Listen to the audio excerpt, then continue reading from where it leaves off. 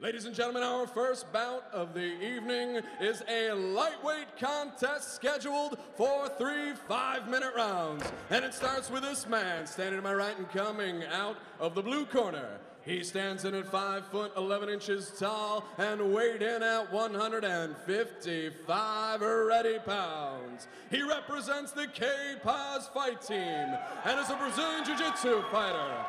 Hailing from Blackwood, New Jersey, Daniel Tavares.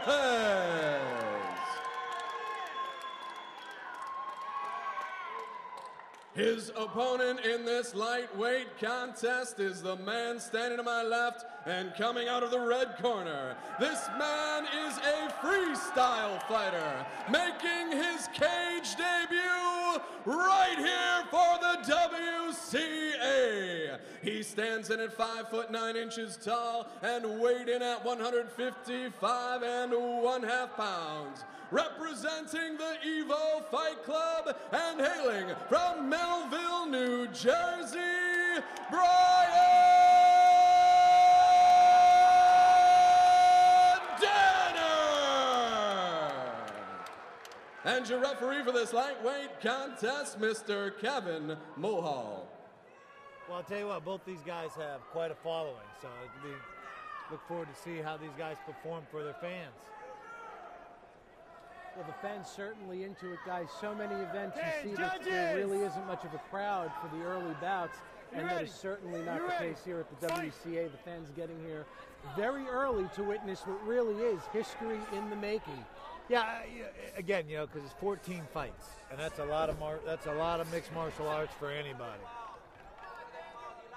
They begin with a clinch against the cage. Tavares pinning Danner back there, throwing some knees, and really looking to push the pace. Of course, Guy, you know from working with Bas Rutten, the knee strike is such a powerful, effective strike.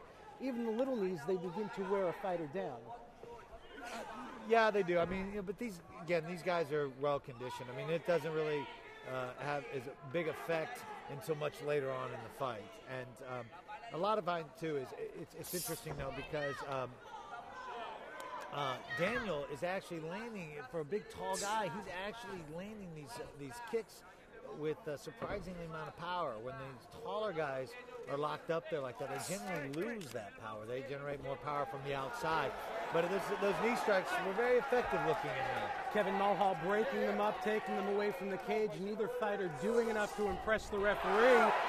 And what looked like a near knockdown there for Bryan Danner, that certainly did not look like a slip. Danner pushing the pace with the punches. Actually, it kind of was. He was throwing an offsided kick. He got caught when he threw it. Not that it didn't hurt him, but he definitely was caught, stepping back. And Daniel Tavares coming from Brazil. You see him just a moment ago looking to shoot in for the takedown on Bryan Danner. And Danner, not a problem with that, but now saying that there was a low blow. Kevin Mulhall not going for it there. One-punch knockout and it's over. Bryan Danner. What an impressive performance. The right hook of Bryan Danner making contact with the face of Daniel Tavares. Tavares looks like he's not happy with the stoppage, but Guy, you and I both saw it, and that was a legit knockout. Yeah, I mean, well, it was a legit knockdown.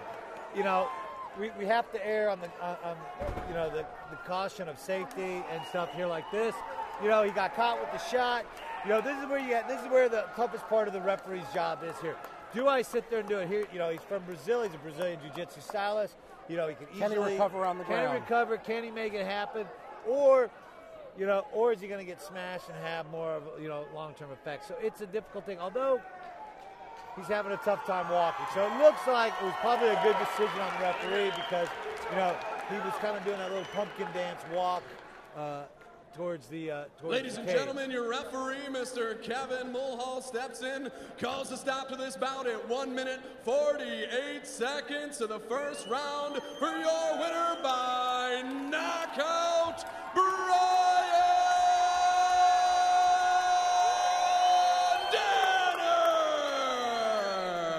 Well, if you got to make a pro debut, you might as well do it with a knockout, I always say. Excellent job. on his fight. And, to be honest, even before that, Bryan was really pushing the pace of this fight.